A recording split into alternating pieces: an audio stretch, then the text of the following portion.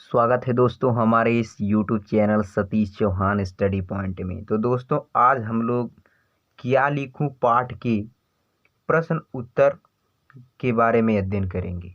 चलिए शुरुआत करते हैं। प्रश्न अभ्यास में क्वेश्चन नंबर 1 है, निम्नलिखित गद्यांशों को नीचे दिए गए प्रश्नों के उत्तर दीजिए। तो ठीक इसी तरह आपको बोर्ड के परीक्षा में इसी प्रकार प्रश्न आएंगे। जो ये दे रखा है 1 2 3, इस तरह आपको प्रश्न दिया रहेगा और 3 प्रश्न दिए रहेंगे और 2 नंबर के रहेंगे। तो आपको तीनों प्रश्न आप करते हैं तो आपको 6 नंबर मिलता है। तो चलिए शुरुआत करते हैं कि इस प्रकार के प्रश्न को कैसे हल करते हैं।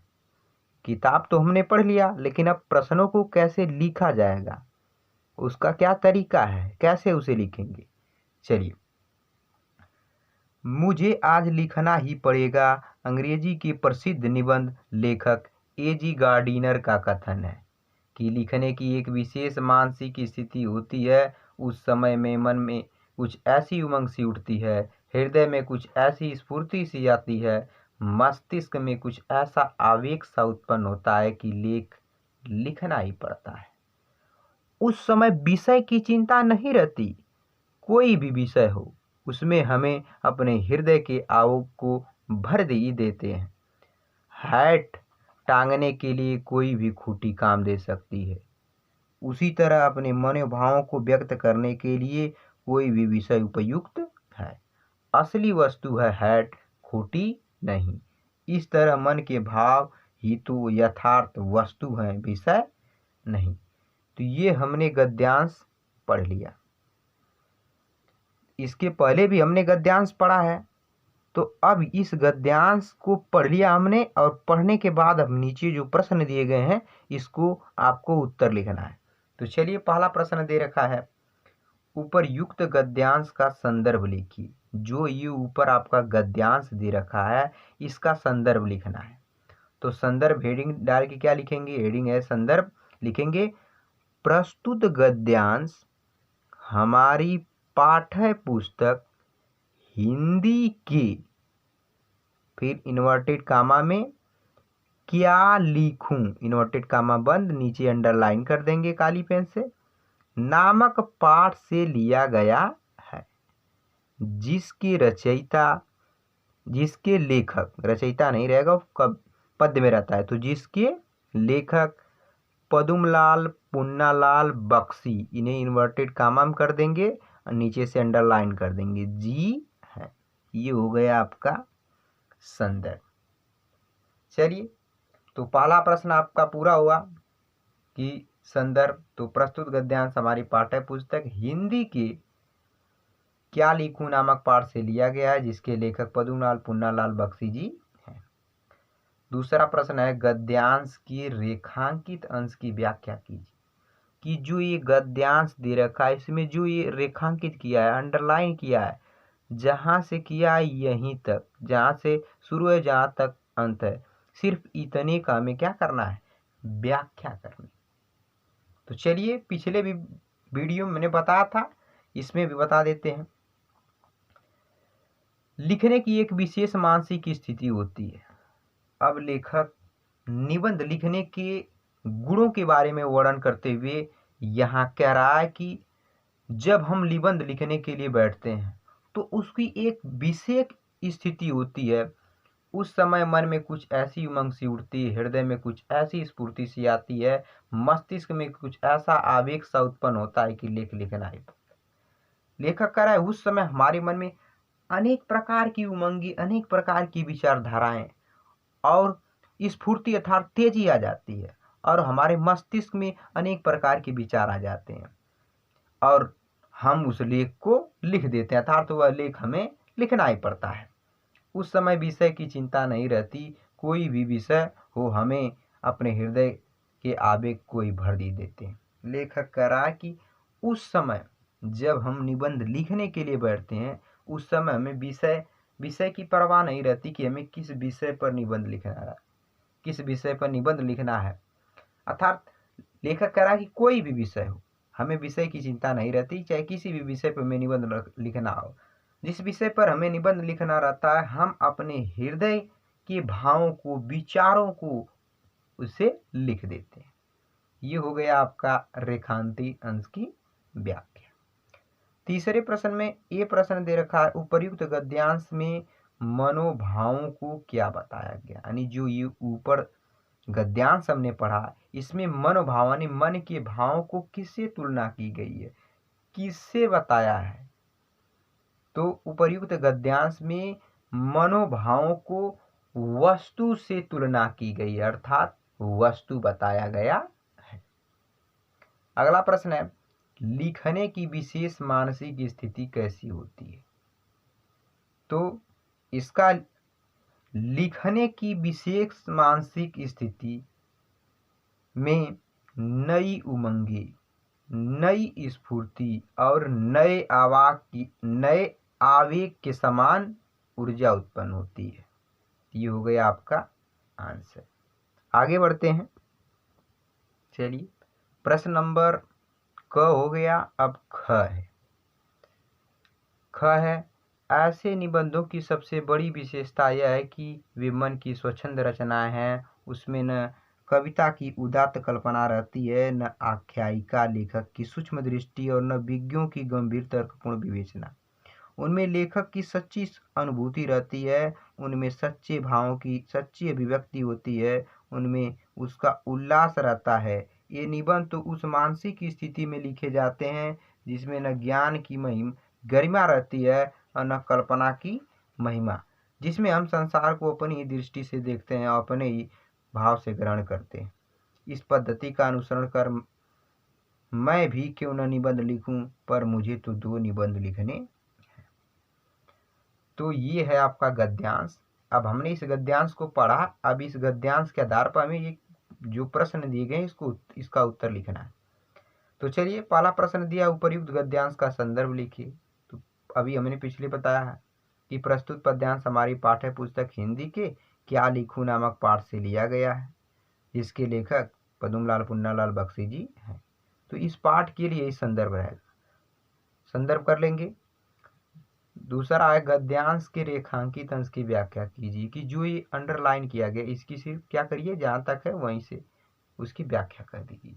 जहाँ से शुरू है और जहाँ तक खत्म है इतने की क्या करना है आपको, व्याख्या करना है। चलिए, इसका उत्तर आप लिखिए।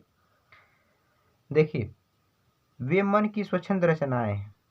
तो अब यहाँ लिखेंगे कि इस गद्यांश में लेखक निबंध की विशेषताओं के बारे में बताता है और कहता है कि स्वच्छंदतावादी अर्थात बंधन मुक्त निबंध जो रचना होती है वो स्वच्छंद होती है, स्वतंत्र होती है। उसमें न कविता की उदात्त कल्पना रहती है, न आख्यायिका लेखक की सूक्ष्म दृष्टि और न विज्ञों की गंभीर तर्कपूर्ण विवेचना। कि जो बंधन मुक्त तथा स्वच्छंदतावादी निबंध होते हैं, उन निबंधों में न कविता की उदार पूर्वक कल्पना रहती है, न ही आख्यानक गीत। जो लेखक आख्यानक गीत लिखते हैं उसमें उनकी सूक्ष्म दृष्टि यानी छोटा सा प्रभाव, सूक्ष्म माने छोटा, दृष्टि माने प्रभाव या दिखाई, उनमें छोटा सा प्रभाव होता है। न विज्ञों, न विद्वान लोगों की गंभीर तर्कपूर्ण विवेचना। तर्कपूर्ण माने अच्छी प्रकार से सजोया हुआ, लिखा हुआ, विवेचना माने चिंतन किया हुआ। कह रहा है कि लेखक की जो स्वच्छंदतावादी निबंध होते हैं उसमें कविता की उदार भावना नहीं रहती है, नहीं लेखक के आख्यानक गीत रहते हैं और न ही विद्वानों के गंभीर तर्कपूर्ण विचार रहते हैं। उनमें लेखक की सच्ची अनुभूति रहती है। लेखक कह रहा है कि उन रचनाओं में जो लेखक होता है, उन रचनाओं में स्वच्छंदतावादी निबंध में सच्ची अनुभूति हो, सच्चा अनुभव होता है, उनमें उसके सच्चे भाव की सच्ची अभिव्यक्ति होती है, उसमें उसका उल्लास रहता है। उल्लास माने खुशी। लेखक कह रहा है उस स्वच्छंदतावादी निबंध में जो लेखक होता है, स्वच्छंदतावादी निबंध में सच्चे अर्थों में अपने भाव को व्यक्त करता है और उसमें उस भाव को व्यक्त करने में उसे एक स्पष्ट सच्ची खुशी प्राप्त होती, सच्चा आनंद प्राप्त होता है। ये निबंध तो उस मानसिक स्थिति में लिखे जाते हैं जिसमें न ज्ञान की महिमा होती, न कल्पना की महिमा, जिसमें न संसार को अपनी ही दृष्टि से देखते हैं और अपने भाव को ग्रहण करते हैं। लेखक का ये स्वच्छंदतावादी निबंध ऐसे मानसिक स्थिति में लिखे जाते हैं, न उस समय न हमें ज्ञान की उस शब्द, उस टॉपिक यानी उस तथ्य के बारे में हमें ज्ञान नहीं रहता है, न ही उसके बारे में हम पहले कल्पना किए रहते हैं। लेकिन उस समय जब हम निबंध को लिखते हैं तो हमारे मन मस्तिष्क पर जो विचार पड़ते हैं उन्हीं विचारों को हम लिख देते हैं। तो दोस्तों ये हो गया आपका क्वेश्चन नंबर 2 का आंसर।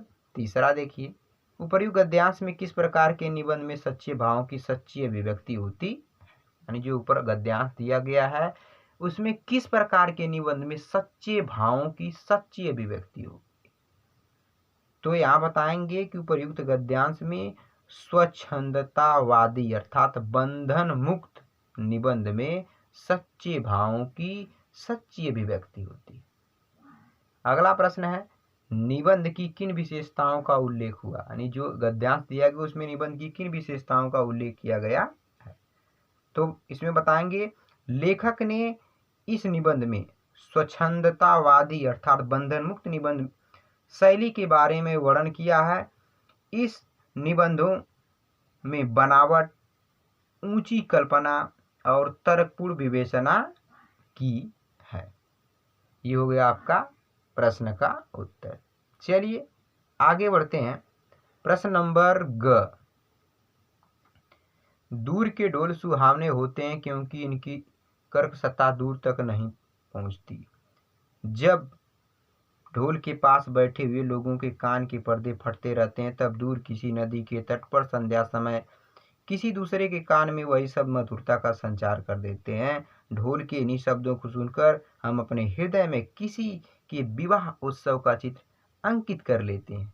कोलाहल से पूर्ण घर के एक कोने में बैठी हुई किसी लज्जाशील नववधू की कल्पना वो अपने मन में कर लेता है। उस नववधू के प्रेम, उल्लास, संकोच, आशंका और विषाद से युक्त हृदय के कंपन ढोल की कर्कश ध्वनि को मधुर बना देते, क्योंकि उसके साथ आनंद का कलरव, उत्सव व प्रमोद एवं प्रेम का संगीत ही तीनों मिले रहते हैं। तभी उनकी कर्कशता समीपस्थ लोगों को भी कटु नहीं प्रतीत होती और दूरस्थ लोगों के लिए तो यह अत्यंत मधुर बन जाती। तो हमने ये पढ़ लिया गद्यांश। चलिए प्रश्नों के उत्तर देते हैं। प्रश्न नंबर 1 है, उपर्युक्त गद्यांश का संदर्भ लिखिए। तो संदर्भ लिख लेंगे, अभी हमने बताया है।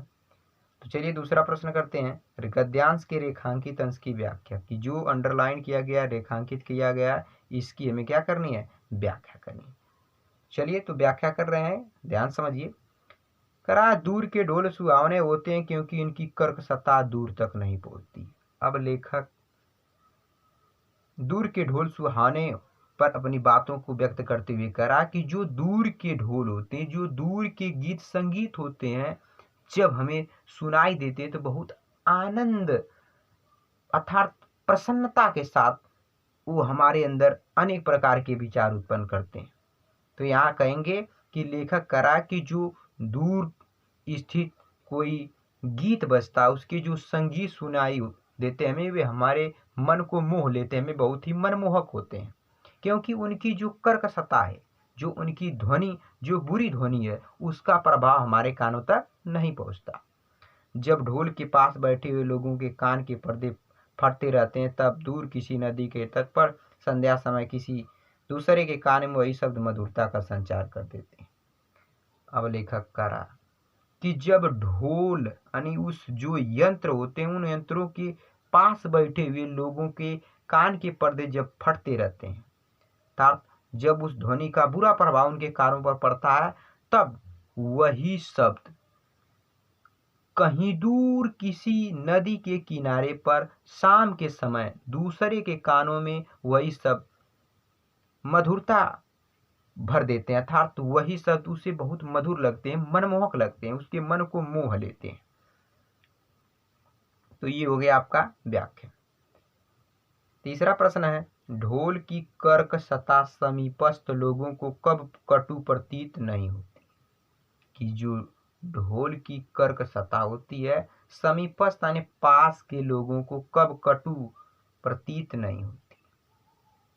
तो बताएंगे कि ढोल की कर्कशता समीपस्थ लोगों को तब प्रतीत नहीं होती है जब वे लोग आनंद के कलरव, उत्सव, प्रेम के संगीत में डूबे हुए रहते हैं, तब उन समीपस्थ लोगों को ढोल की कर्कशता कटु प्रतीत नहीं होती। तो दोस्तों, ये रहा प्रश्न उत्तर पार्ट 1। वीडियो पसंद आए तो लाइक, शेयर और कमेंट करिए। चैनल पर नए तो प्लीज़ चैनल को सब्सक्राइब करके बेल आइकन को प्रेस कर दीजिए ताकि आने वाले वीडियो की नोटिफिकेशन मिलती रहे। तो अगले वीडियो मिलेंगे पार्ट 2 के साथ। तब तक के लिए बाय बाय, धन्यवाद।